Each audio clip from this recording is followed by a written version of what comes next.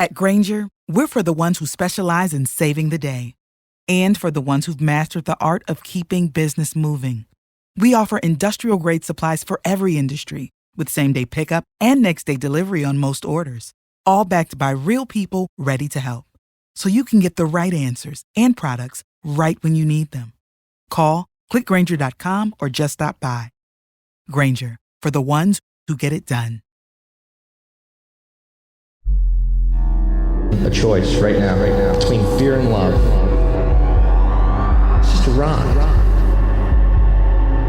Out of the dark night of ignorance and into the shining light of truth. Expanding reality. A population of citizens capable of critical thinking. We don't see things as they are, we see them as we are. There's a level of reality where everything dissolves into an ocean of energy. We empower our experience by insisting on our authenticity. That's very profound. Very. Expanding reality. Welcome to Expanding Reality. I am your host, Brandon Thomas. On this incredibly cool episode, Chris Mathieu joins us again to talk about his new film, the forbidden documentary, Occult, Louisiana. Episode 1, Older Than History. May or may not include your boy here, by the way. So, all the ways, of course, to find him located down in the show description. All the ways to find us and all the important things are located down there as well. Stick around for after the episode for all of our affiliate link announcements. But without any further ado, let's get to it with Chris Mathieu. Chris Mathieu, welcome the fuck back, man. It's so good to see you. Hey, man. Thank you so much for having me back. I love visiting with you. I thank you so much for having me at your place to do my docu trip. And thank you for having me on. This is great. I love our conversations. It was a fucking honor to host you and Jennifer and your pup. How's everybody doing at the house, by the way? Everybody's good, man. Can't complain. Living life and just excited about everything that's going on right now. And we're living in very fun times. Oh, the fuck yes, we are. And we're going to get to your documentary. I want to know what you think the funnest thing about these times are. I think the funnest things about these times is the fact that I have realized that I don't have to participate in any of the bullshit, and my life can be as beautiful and wonderful and magical as I want it to be. And there's really no limits to that. So that is one of my favorite parts of reality right now, especially. Dope answer, brother. I knew you fucking brought it. First episode, link down in the show notes, guys, and all the ways to find him. Of course, Chris Mathieu, welcoming you back. And this is what's nice about having you, because you're a brother, of course, but having you back as far as the episodes are concerned, is that we could skip all the foreplay and get straight to the penetration. So what I want to know is about your forbidden do you mind if I kind of radio voice this up for you? If I announce Do it. Go for it. The forbidden documentary, Occult, Louisiana, episode 1, Older Than History. That was good, man. I got a little chills on that one. Voiceover shit for your shit next time. Hey, yeah, this is awesome. So this is why y'all came down. You were on your way through to Louisiana here to shoot this thing, and you shot a little bit of it here, which I'm honored and grateful. It looks amazing, dude. Tell me about this. This is awesome. This is something that I had inspiration to do through a series of psychedelic experiences, actually. And got the inspiration about a year and a half ago. And it was just supposed to be a documentary, just about a collection of the weird shit that I'd covered over the years. But I decided that's not enough. This is, I've covered way too much. And there's so much incredible, fascinating information out there to share with everybody that I need to do a series. And I started planning on how I'm going to do it. Well, what better way than to actually travel to some of the most incredible historical, conspiratorial, paranormal sites across the United States, visit them myself, go check out what they have to offer, interview some local witnesses, people who have experienced the phenomena, people who have written about it, experts, researchers, authors, put it all together in a beautiful package for all of you to enjoy and explore. And I thought, what better place to start out than my home state of Louisiana? So that's what I did. I took a trip out to Louisiana in April. We stopped by your place in Texas, spent a night out there, and we went and explored some of the wonders of the swamps of Louisiana. From the plantations to New Orleans to some of the mound sites and some of the swamps and just some of the freaky woo-woo locations that I covered. And I got so much information. I found out so much about my home state of Louisiana that I had no idea about. It was supposed to be, again, just one episode about Louisiana, but this has turned into a whole season. So this is going to be about maybe 2 or 3 even episodes just about Occult Louisiana and some of the crazy, insane things and wonderful things I found out about my state. What a badass project, man. And what a cool thing to do. Like, I don't know how many people want to go investigate the hauntings of their state and run through it like that, especially you not even being located in the state that you were from and you went back to do this in. But what a dope ass thing to do, and especially your inspiration. I think that that's very interesting because that comes from a different place, doesn't it? Yeah, it does. And I think, I don't know where, I couldn't tell you where it came from. It's somewhere deep inside my subconscious. And I had gone to film school. I gone to Full Sail long before I even started Forbidden Knowledge News. And it was a kind of forgotten skill that I had, the ability to do editing and filmmaking and videography and stuff like that. I had used it somewhat when I was editing for my local television station when I used to live in Louisiana. But then I just kind of put it all to the wayside until I started doing Forbidden Knowledge News, at least the video side of it. You have your little projects that you do, especially with each episode. If you want to make it look decent, you're going to have some editing in it and you're going to include some graphics and stuff like that. So I had started integrating that into Forbidden Knowledge News. And I thought, man, I've got these skills just sitting here. I know how to put together a feature film. Why not just get my ass in gear and do it? And I decided to do it. And I'm so glad I did. I'm really thrilled with the results so far. So what is something for a young filmmaker, the first tip that you would give somebody setting out to do something like this? The first mistake. I see that smile on your face. What's a good one that you could be I'm still going through the mistake phase, bro. It's like I'm learning from my mistakes. And I probably have a very unconventional style of putting everything together. I thought I would be able to storyboard everything and have a cohesive outline of everything and an understanding beforehand of what was going to come out of this. And it didn't work that way. I got down there, I got all the footage together, I got all these awesome interviews, and I just started to try and storyboard it out, and I couldn't do it. I was frustrated. I was like, this is not going to work for me. So I just started to just dive in and start putting flowing through it, basically channeling whatever was going to come out as I was editing, as I was just putting the music in piece by piece. It just started flowing together, and it came out to a wonderful, cohesive type of story that I didn't have any idea of that it was going to turn out that way in the beginning, but I'm very happy with the way it did turn out. And I do consider it some sort of channeling that I was doing during that process. So as far as advice for filmmakers, I don't know, because I believe it was so unconventional, the process that I use. I don't know if anyone could follow that logic or recreate it that way, but for me, I think I had to let go of any frustrations, and I had to take away all the pressure on myself. If I started to put pressure on myself, I have to do this, then I have to get this ready, I have to have all this done. And the second I started putting pressure on myself and I started getting frustrated over things, it wouldn't flow correctly. Whenever I just let it go and treated it like a project, like a creative project, and just something that I enjoyed doing, and just sat down and let it happen, that was the best results. And that's how everything turned out. So cool. It comes back to that, doesn't it? And that's the advice we give for folks when we do this. It's like, dude, get out of your own way and this shit just kind of flows in, and it's an awesome experience. So outstanding work, dude. I want to know as well some of the freaky woo-woo that you found.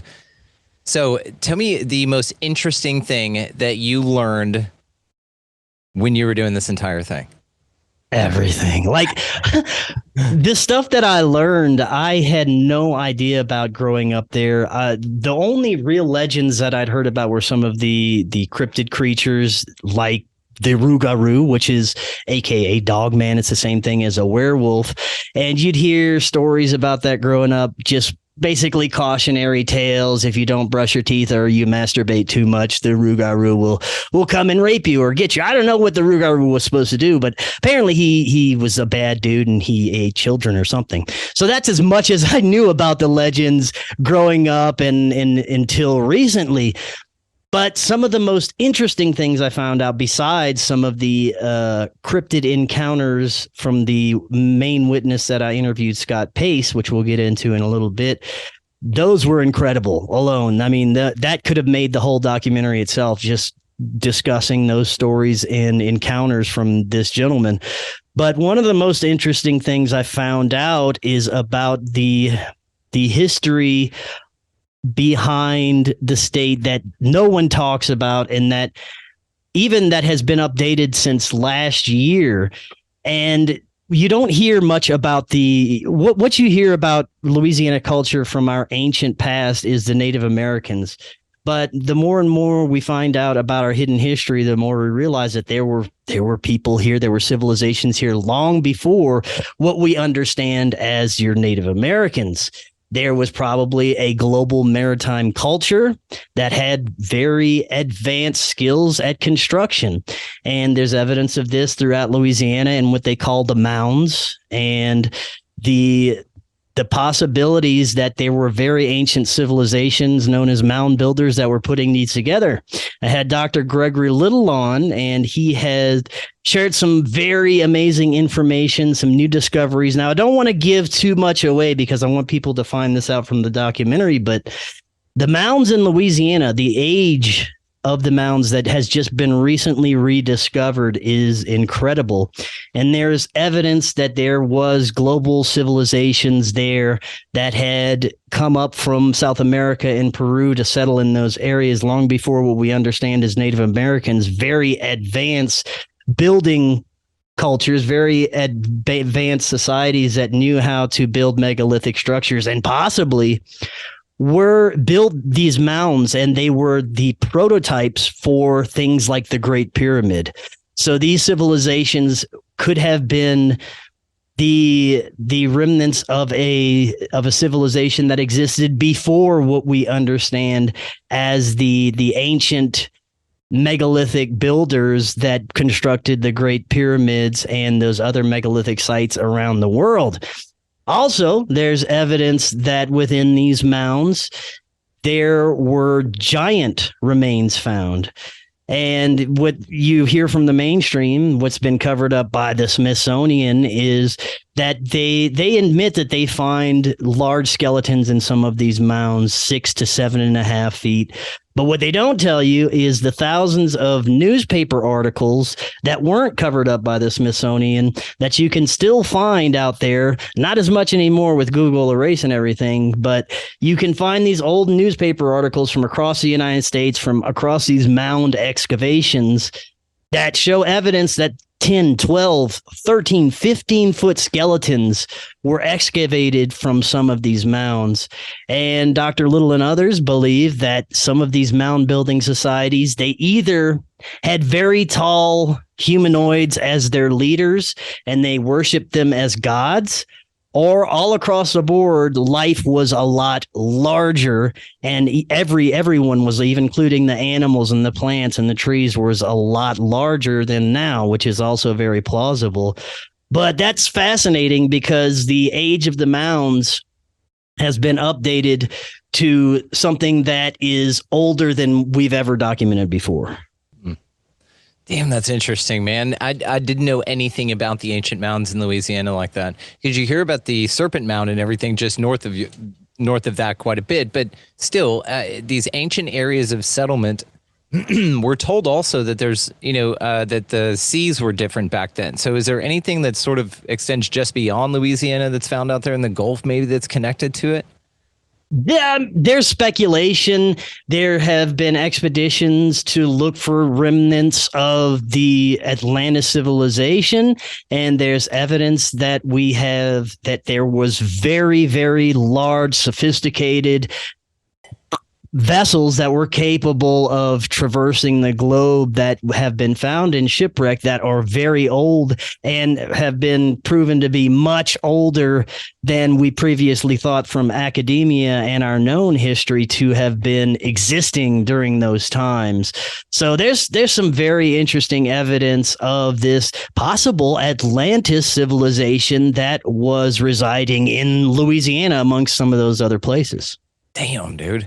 And what's your thought? And just going to sidetrack here. We'll come back, I promise. What are your thoughts on the whole like ancient Egypt and everything was over here, and the ties to that whole area of that there being an actual ancient culture, like Greece and everything was here rather than over there? And they talk about the Nile being really the Mississippi River and all things, and the way DC's laid out all this interesting stuff. So what are your thoughts on any of that? I think that's highly possible. I mean, like I said, even the remnants of the advanced civilizations as we see in Egypt could have possibly coexisted with some of the ancient civilizations and the mound builders that were residing here in the United States. But I think it's very possible, especially based on a lot of the new evidence that researchers are finding. Dr. Narco Longo, I'm sure you've heard some of his recent discoveries about Florida and the possibilities of Atlantis civilizations there and all along the Gulf Coast, and some of these massive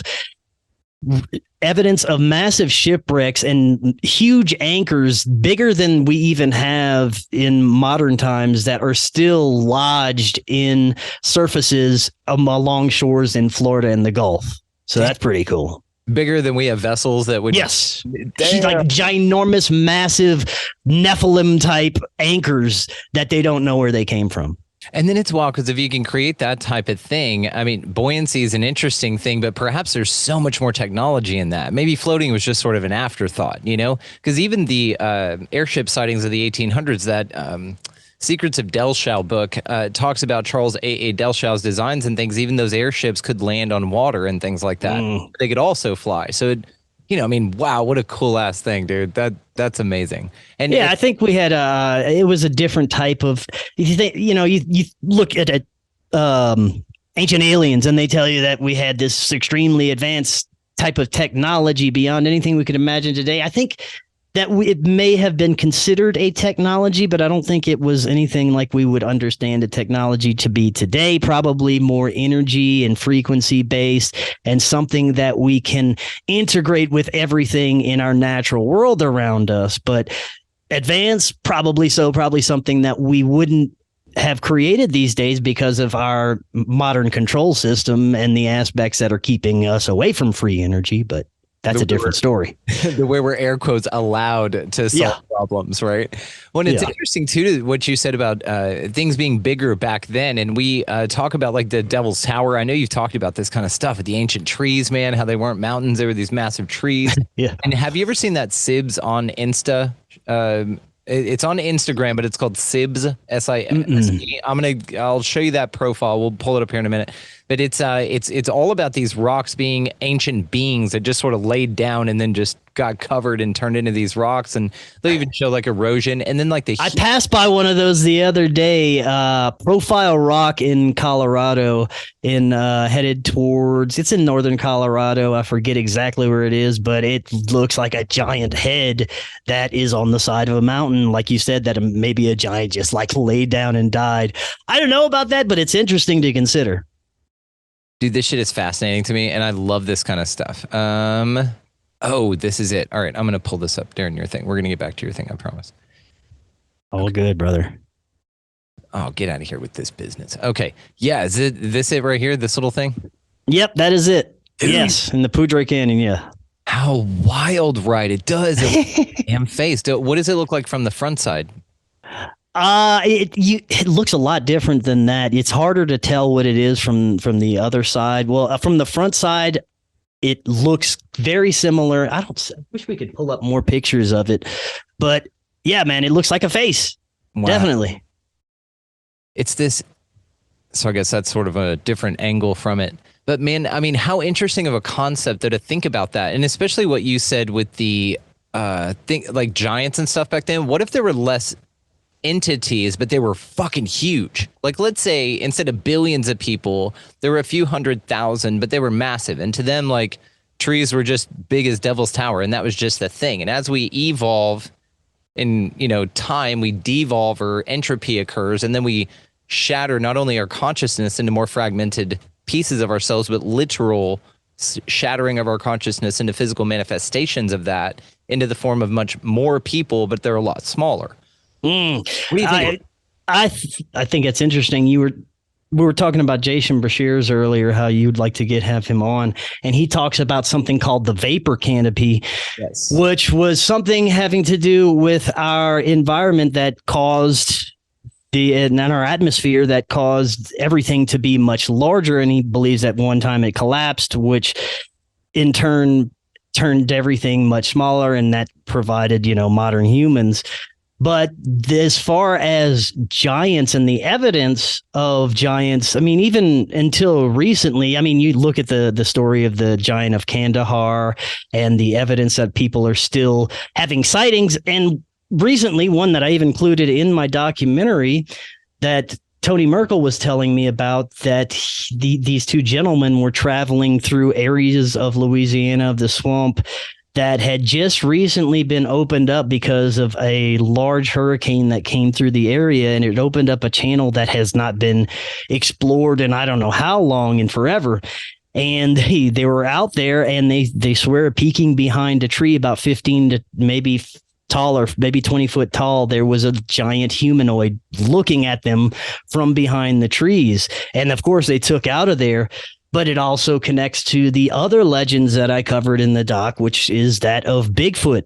My witness has seen Bigfoots reaching, he claims, up to 20 foot, some taller. He said he's seen some the size of a house, which he couldn't believe.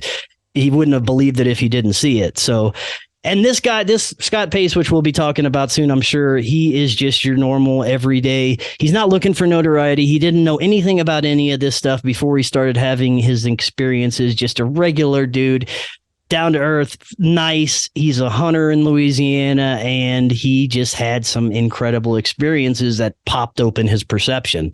Dude, so, his accounts are fascinating. So let's not tease it anymore. Please. Scott Pace, tell us about this dude. It was fascinating, man. Yeah, Scott Pace, I came across him because someone recommended him to me, because I always cover a lot of Bigfoot stuff, and he's from Louisiana.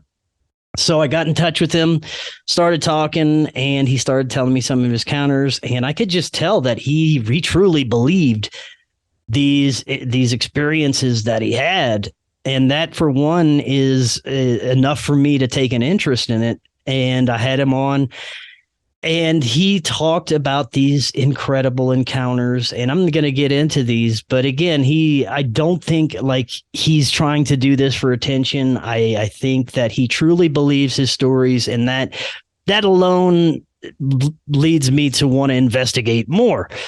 So it all started for good old Scott about a year and a half ago, and he was hunting. He was in a deer blind, which is just a little elevated stand that you go to hunt deer. And he was sitting there, and all of a sudden he got this strange feeling, and his rifle started like vibrating. And he looked out his deer blind. He looked out the little window, and he said he saw in the brush what looked like a humanoid, a hairy humanoid. So he took out his phone and snapped a picture. And in the picture, he could see it. He said it looked like a massive being standing on two legs. So he picked up his rifle, and he's looking through the scope at it because he can see it a lot closer up. And he says it's the hugest humanoid man he's ever seen, but he's got black skin. He's about 8 foot tall, and he's got dreadlocks and matted hair covering his whole body. Black dreadlocks and matted hair just covering everything. And he's got pitch black skin. And then he senses that there's something else there. So he pans his rifle over and he sees what he can only describe as a wolf man. He said it looked like a very tall basketball player with long, lanky arms. But when he got to the head, it was a full-on dog head full of hair. He's terrified. And then on top of all of that, he starts hearing communication. These beings start telepathically speaking with him. He says at first he could tell it's the werewolf or the dog man, Rugaru, speaking to him. And he says, if you don't put that gun down, I'm going to come up to that blind and tear it apart and kill you. And then he hears a distinct other type of voice in his head say, no, he's not trying to hurt us. He's just looking at us. Don't do that. And Scott's freaking out. He doesn't know what to do. So he tries to, mind speak, which he calls it himself. He tries to mind speak to these two beings telepathically. And he says, I'm not here to hurt you. I was just looking. I'm going to leave. And then he hears this other audible voice that said it sounded like it was a different being, because you can tell the difference between who is speaking with you, of course. And it said, get out of here. So he just grabbed everything. He hauled tail out of there. And on his way out, he looks behind him and he says he sees not only the Bigfoot and the other dogman creature that is following him out, but 2 or 3 other very large, hairy humanoid creatures following him out. He can't make out exactly what they are, but it seemed like they were making sure he left. Now, after this experience, he left and, just hauled ass out of there. But after this experience, it must have cracked something open in his perception, or these beings found an interest in him, but he started having experiences. He started hearing more speaking in his mind from what he believes to be Bigfoot creatures. And then it evolved to they started going into his house at night. He'd hear footsteps. He'd see indentions in the floor. His doors would be wide open. He'd even see Bigfoots peeking into his windows. He lives very close to the swamps in the very rural area, so he started becoming very curious about this.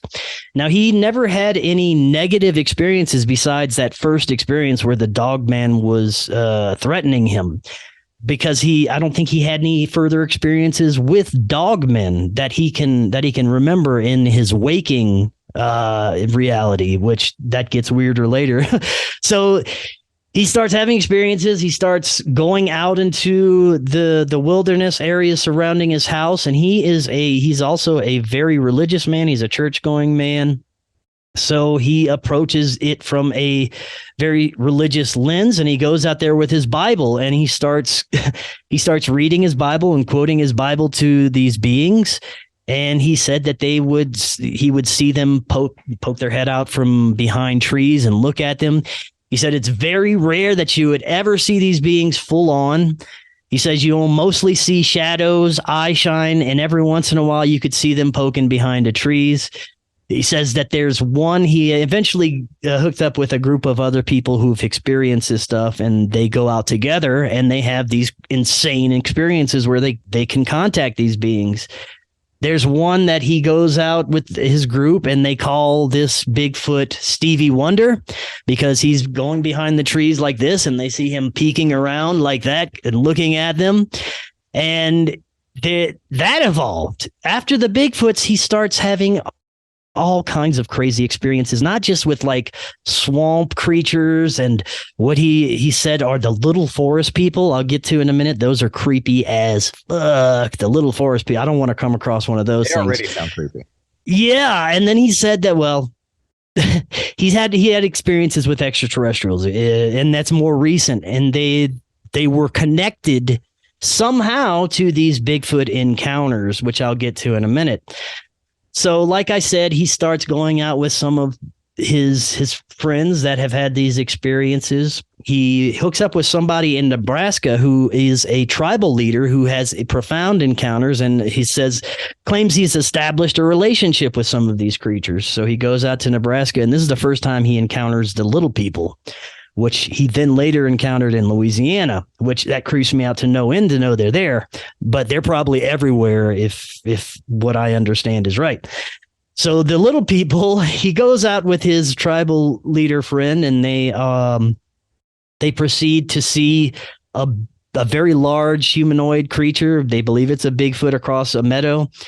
And Scott starts to telepathically communicate. He said, "Would you like me to sing for you?" So he starts singing some gospel verses to this being.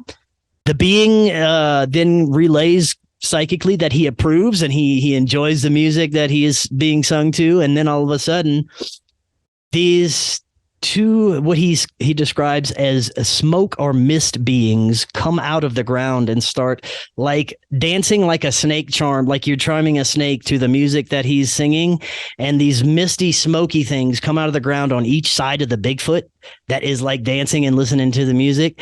And these smoke things, they form physical little 4 or 5 foot tall forest creatures after they fully form and come out of the ground. And he says he sees these 2 little hairy forest creatures sitting next to the Bigfoot and just enjoying the song that he's singing. He said that's the only time that he's really been able to see what these things look like. They have black skin, black hair, but they're only 4 or 5 feet tall, and they have the most terrifying eyes he's ever described. He said at night all you can see is their eyes when they come out. They look like spinning kaleidoscopes. That's what he described them as. He says all you will see are these like spinning eyeballs in the night that turn different colors, like red and green and yellow, and it depends on their mood that they can change their eye color, which is incredibly creepy. And he says they're not only in the ground and they pop out of the ground, they come out of underground, they can turn into mist and smoke at will, but they hang out in the trees, and you see the eye shine in the trees of these creatures. So forest people, really super creepy. And eventually he had a very insane experience that other people witnessed that were there with him, that he saw a beam of light shoot down from the sky, open up, I shit you not, a portal, and 2 7-foot tall light beings proceed to step out and walk across the meadow where they were sitting in his vehicle. And they didn't even, bat an eye. They just walked across. They didn't notice that Scott was there. Scott was just sitting there with his jaw dropped, watching this unfold before him. So that is just some of the incredible encounters that we'll be discussing in the Forbidden documentary. But Scott got blown wide open there. God, dude, what a fascinating dude, man. These encounters.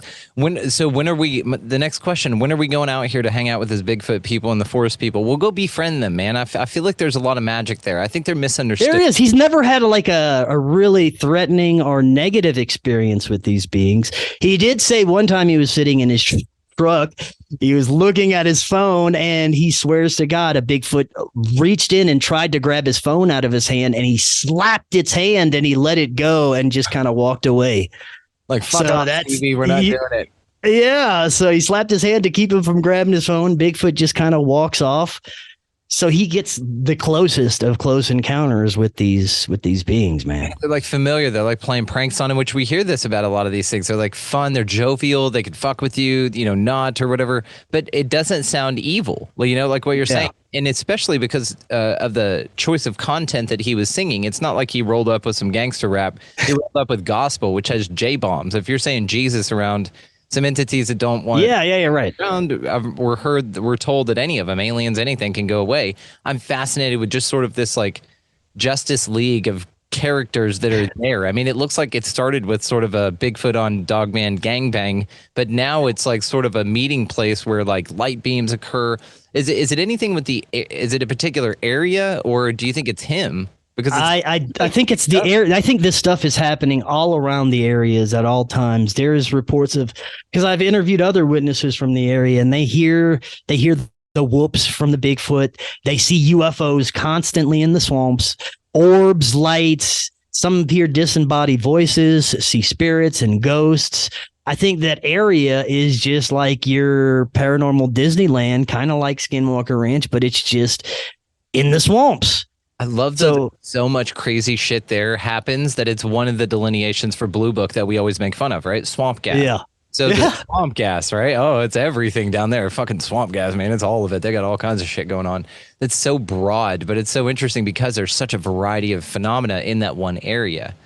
Yeah, man. And well, eventually, and I haven't had him on to discuss his latest experience, but he did tell me he's going to come on, and next week he's had an incredible experience that I'll just give you a little teaser about. He woke up with orbs flying around his room, and then two very large blue humanoids approached him in his room and sat down and proceeded to just have a conversation with him.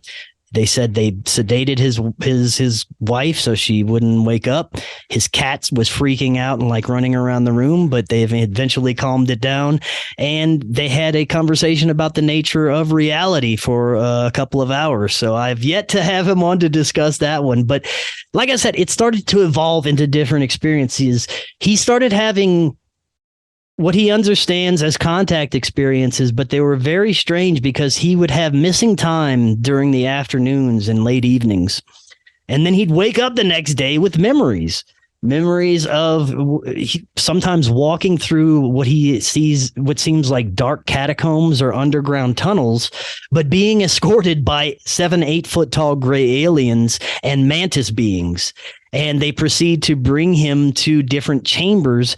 And he says it seems like they are trying to teach him, or it's some sort of training activity for him. He doesn't understand completely yet. But he also has seen and witnessed Bigfoot that accompanying these extraterrestrials during these experiences that he'll recall the following day as kind of like a dreamlike experience, but he'd have this missing time associated with it.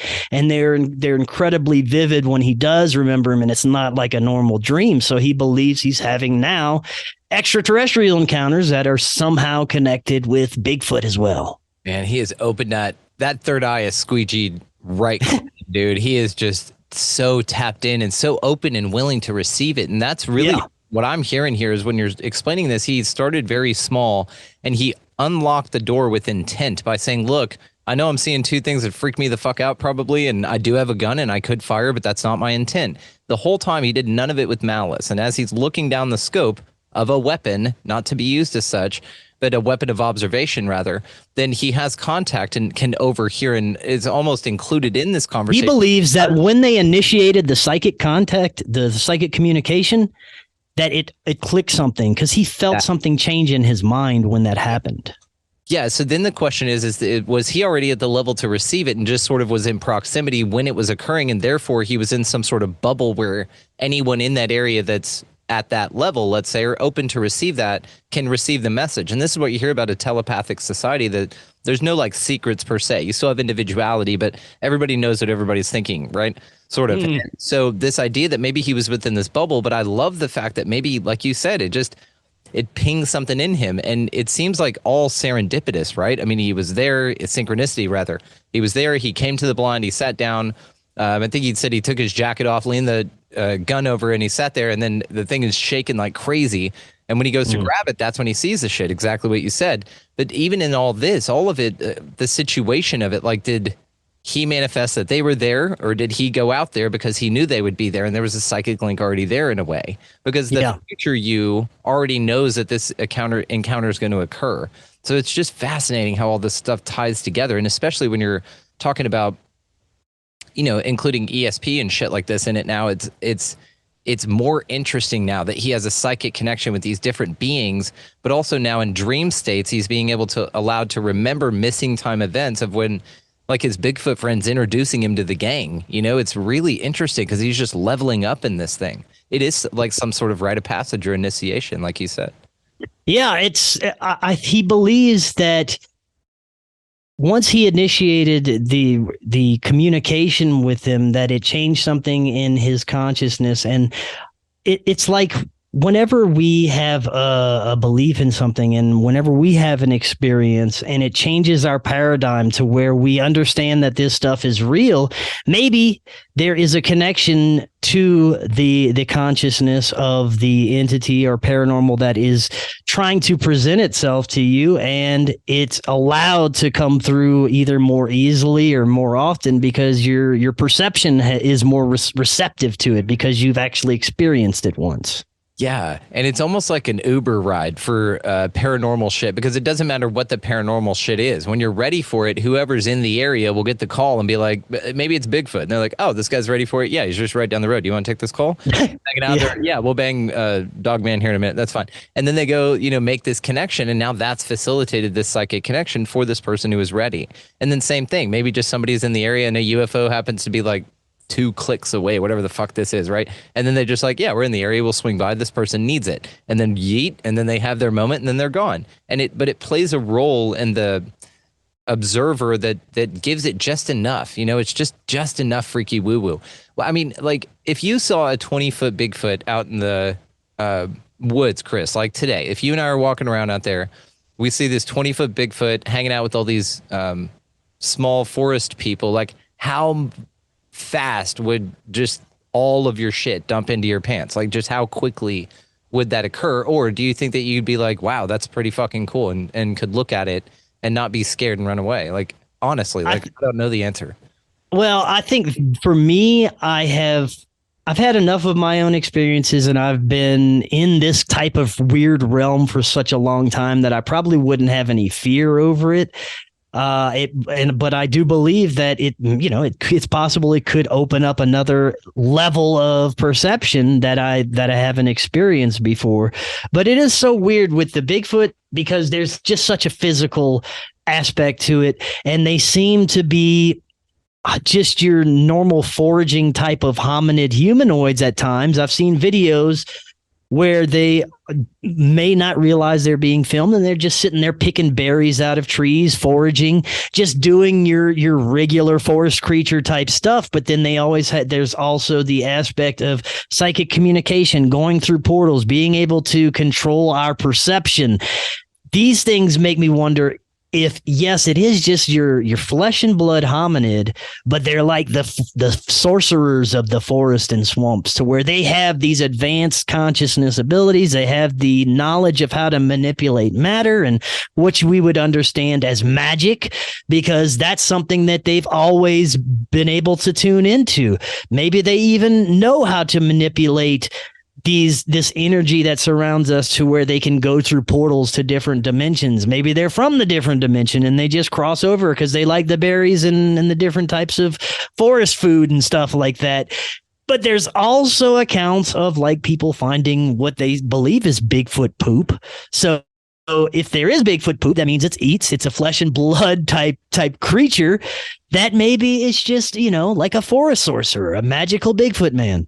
But I like the idea of like that it's a pet for aliens on the other side, right? It's some other dimension, and to let it outside to take a shit. They don't do it in its own dimension. They come to the toilet dimension. They say, go outside. Just go to Earth. That means shit there. Go to Earth. It goes and shits in the woods, and just somebody happens to be out there. It's like, yeah.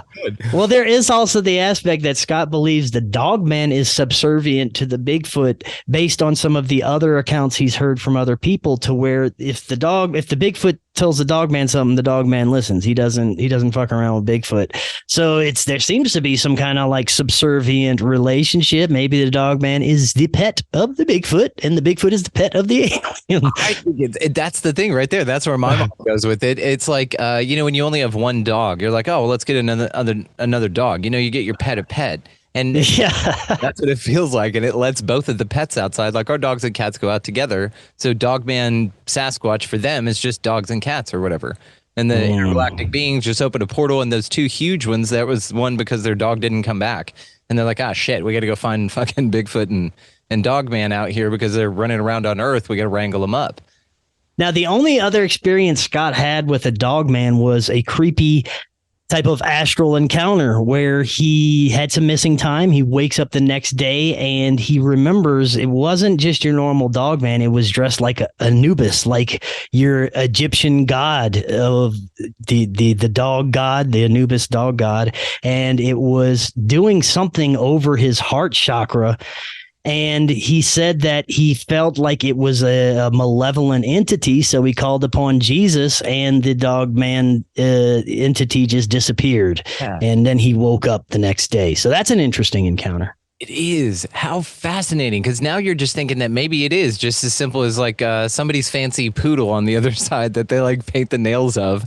And then they send it to Earth to go take a shit. And then Egyptians are just like, what the fuck? And then it just happens to hang out and enjoy it. Like these little poodles that get carried around. They love the attention, right? And you could see this just being a complete misapprehension of a portal use of a shit house, which literally is this place. It's just like sort of where they let their Bigfoots roam and take shits.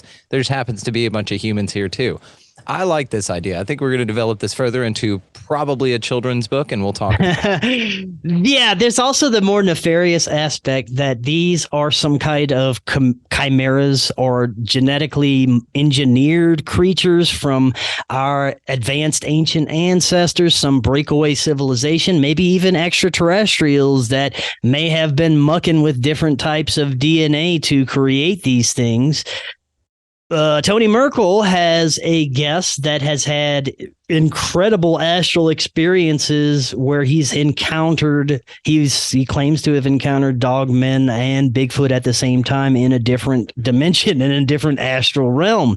Now, this dude has had incredible experiences. You'd have to go listen to Tony's show, and he's done quite a few episodes on this character, and I forget his name, but he basically travels through different realms, interacting with different beings and doing deeds for different types of either demonic or entities or different types of creatures. And he claims to have encountered Bigfoot and Dogman in these other realms. And they explained to him that what they are is a type of shapeshifter, type of lycanthrope, that can shapeshift into any type of hominid, animal type creature at will. And that sometimes you will see a Bigfoot that kind of looks like it has a dogman snout that was maybe trying to morph into a dogman, but had the Bigfoot programming, caught up a little bit too much and didn't quite make it there, or vice versa. The dogman's trying to morph into a Bigfoot. But he believes that these are just shape-shifting interdimensional beings, really. It's still fascinating to think that they were some ancient hominid that just went under the radar, but I agree with you that there's just something about them. Now, the other thing, and I've talked about this with Alexander Petikoff, I had him on. You remember the Bigfoot guy? Super cool dude. And this dude and I were talking about this, and I was like, what if it is just something that is a shapeshifter, but what it does is just like extraterrestrials, the accounts of extraterrestrials with screen memory is turning into things around here. They just look odd, like big owls or deer. Like in the case of Intruders, the Bud Hopkins book, there's a few different creatures they turn into, but they're localized creatures to our realm. You can recognize them, and so you're like, yeah. My thing is what if in those areas the thing shape-shifting is doing the same thing? They're just mimicking a creature that either once was there or should be there and just isn't. And so it's weird to us, but to them, they're like, dude, this is indigenous. We're supposed to blend in here. Why do we stand out so much? It's interesting because then that would offer both explanations. It could simply be a hominid that went just under the radar and blended into. We still have a lot of expanse. If you've driven through the Pacific Northwest, you look up you're like, yeah, I could see how a little Stevie Wonder thing would be looking out from the Stevie Wonder Bigfoot up there, and you'd never find the damn thing. So it could be like a yes and. It can be like again, the same thing, but also these shape-shifting creatures, which is again more to the woo-woo side of stuff, which is you have some fascinating accounts with this. Then it could also then be a yes and again, to where it does mimic the things of the area, because like you said, they can mimic anything. So if that's another like super weird thing. I've had plenty of witnesses say that they've seen like Bigfoot mimic a tree or a rock, that he just blends in or just becomes a part of the background somehow. Whether it's controlling your perception or it is actually shifting into something, I have no idea.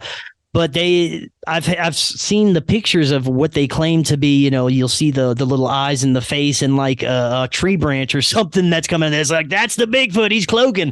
I don't know what to think about that, but it's super fascinating that people have witnessed that. Imagine that, though. You're going to take a piss on a tree, and really it's a Bigfoot that all you coming up the trail, and it's like, don't piss on me, don't piss on me, don't piss on me. You're pissing, and it's like... Or it's a curious Bigfoot, and he's like, ooh, pee on me. Yeah, like, oh, yeah, I'm going to turn into that. I know this dude's got to pee. I'm into that. That's amazing, dude. How funny. Any of that on the documentary? No Bigfoot peeing or Bigfoot dong exploration or anything like that. Fascinating, man. Dude, with Scott, with everything, your film's incredible. I mean, your first crack at this is just so well done. Like, you just did such an awesome job. And I know, we're all here to watch you grow and expand. So this is the first of many. And grateful you have the bug for this, because you're so great at all of these things. And the way that you're able to put it together and the visuals and all that. And in fact, that clip that you have out, that 10-minute long one, I'm just going to link that down there right alongside how to find it. I'm actually also going to send you a trailer. I have like a legit trailer.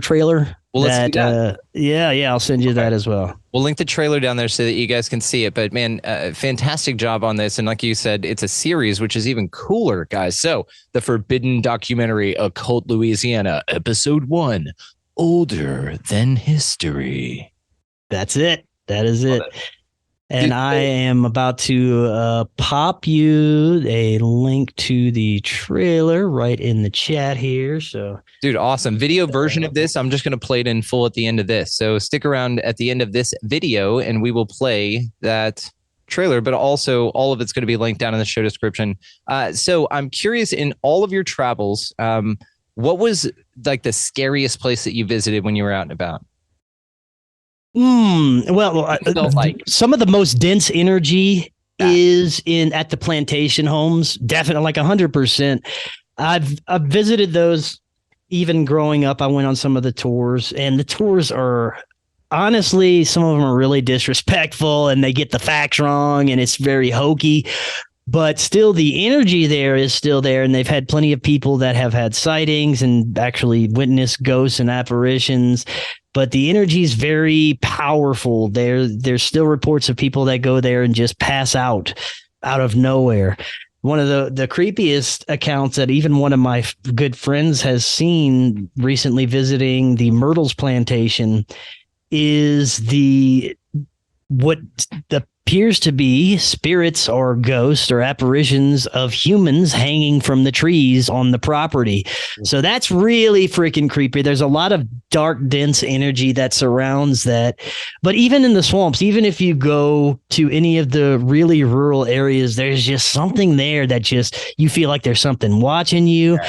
You actually, it's hard to get into a good mood. And that's one of the reasons why I had to leave the state. There's just, even surrounding the city areas and more populated areas, there's just something there, this constant type of dense energy. I don't know if it's because we're below sea level, because of all the horrific bloody history that occurred, slavery, or the even older history that we don't know about. But there's something about that state. Even when I cross over the state lines, the closer I get to the Gulf, the denser and the more I can feel that energy. And I've had, at least from the time I was a teenager to the time I moved to Colorado, I've had at least 15 or 16 of the friends and people that I've grown up with either commit suicide or overdose because of depression or other types of problems that they were having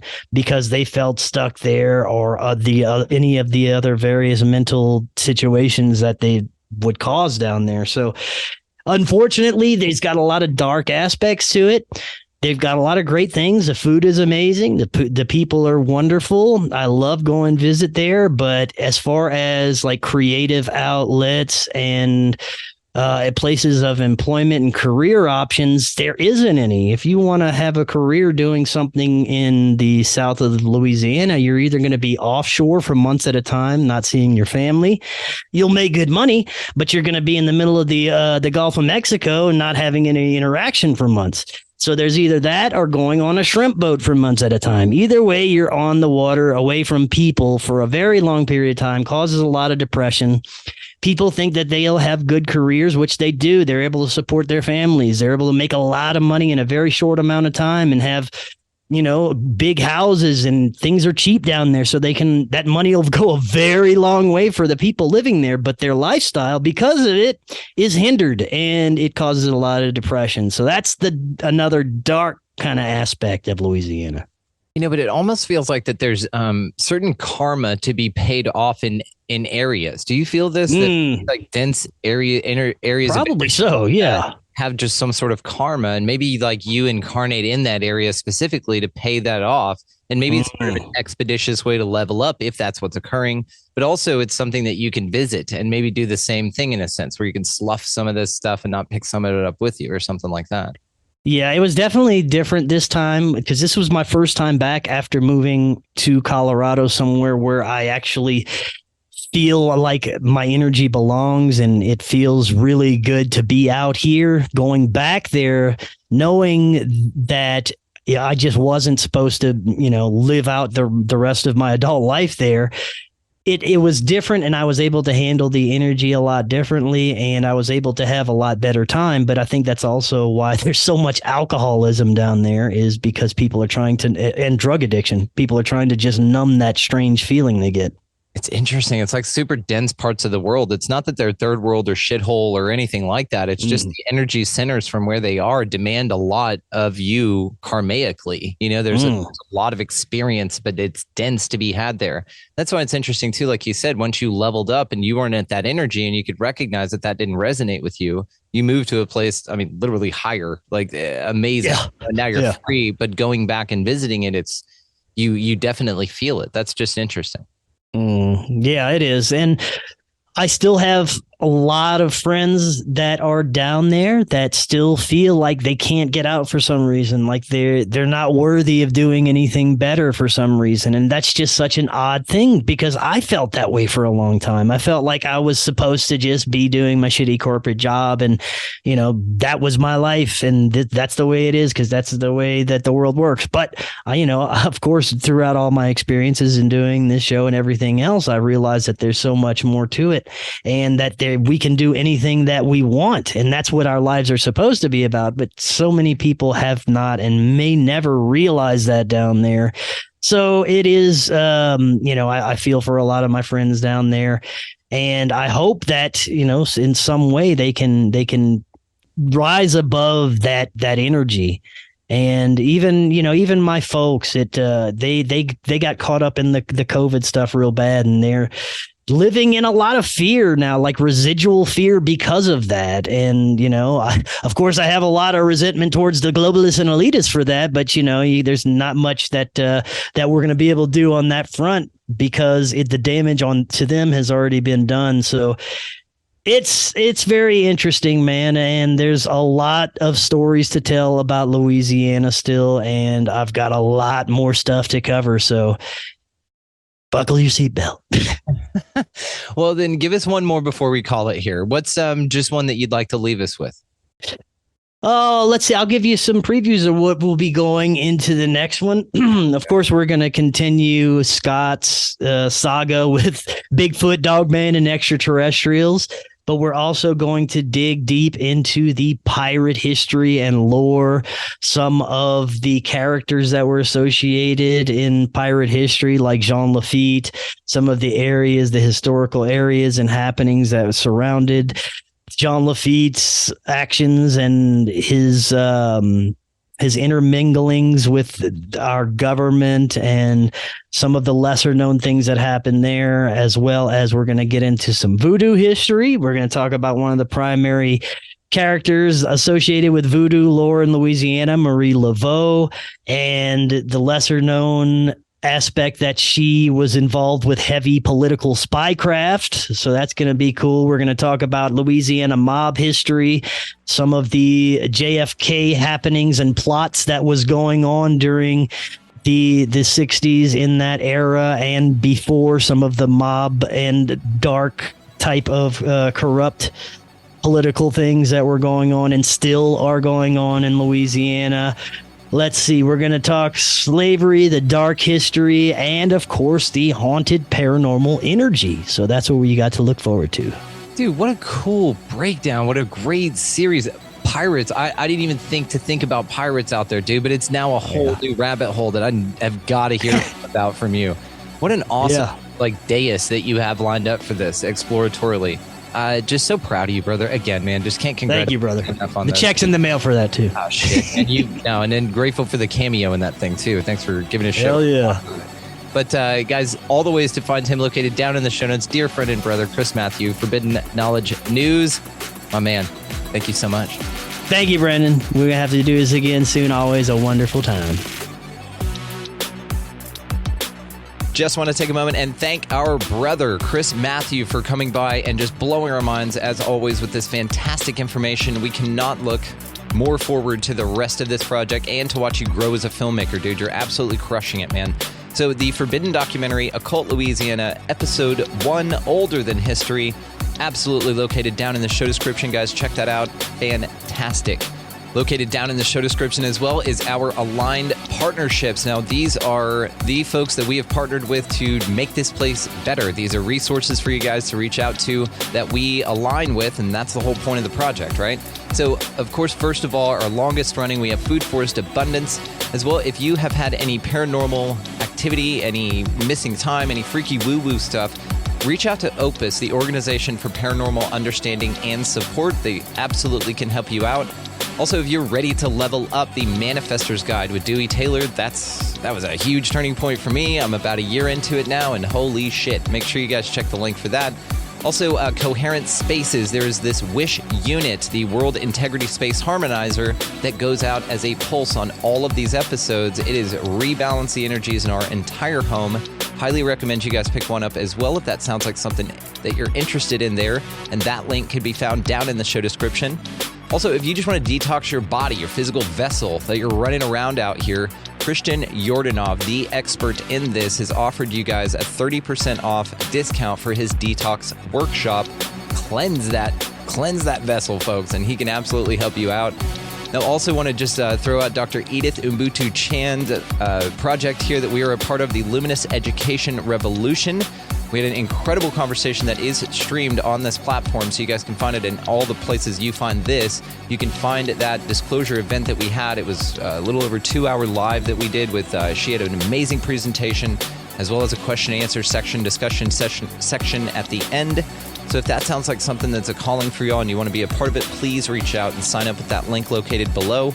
And as well, we have the Conscious Awakening Network. We are doing a 2-hour spot over there every Friday evening from 8 to 10 Central. That's PM. And come hang out with us tonight, actually, on this evening's installment. We will be having Christopher the Astro Medium. Come hang out with us, guys. He's always a delight, and can't wait to talk about his new podcast that he has that I was a guest on, and we'll let you know when that gets released. So go out into this incredibly beautiful place, this magically mysterious place, whatever the fuck this thing is, guys, and y'all pick up a piece of litter. Be nice to everybody that you come across, please, and thank you. Go ahead and get out of the left-hand lane if you've got somebody behind you that would prefer to go a little bit quicker than you would, and that's okay. And as well, and as always, and above anything else, go out into this incredibly beautiful, mysterious, and amazing place, and y'all just be fucking good to one another. That's it. Love you all very much. We will see you next time.